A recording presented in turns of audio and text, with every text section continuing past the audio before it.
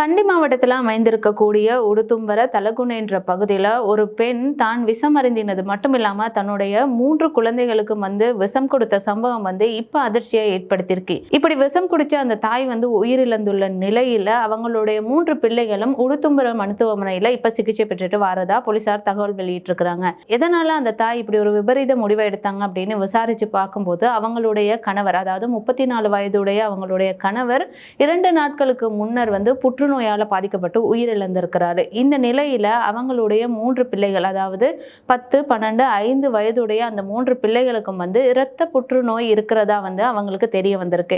இந்த சந்தர்ப்பத்துல தான் தன்னுடைய கணவர் இப்படி புற்றுநோயால உயிரிழந்திருக்கிறாங்க. இந்த நிலையில தன்னோட பிள்ளைகளுக்கும் இப்படி புற்றுநோய் இருக்கிறது தெரிய வந்ததுல அந்த தாயும் விஷம் குடிச்சிட்டு அவங்களுடைய பிள்ளைகளுக்கும் விஷத்தை கொடுத்திருக்கிறாங்க.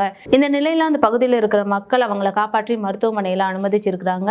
பிள்ளைகள் 3 பேரும் இப்ப உடுத்தும்பர மருத்துவமனையில சிகிச்சை பெற்றுட்டு வராங்க. அவங்களுடைய உயிருக்கு எந்த ஆபத்தும் இல்லை அப்படின்ற தகவலை இப்ப வைத்தியசாலை வட்டாரங்கள் வெளியிட்டிருக்கிறாங்க.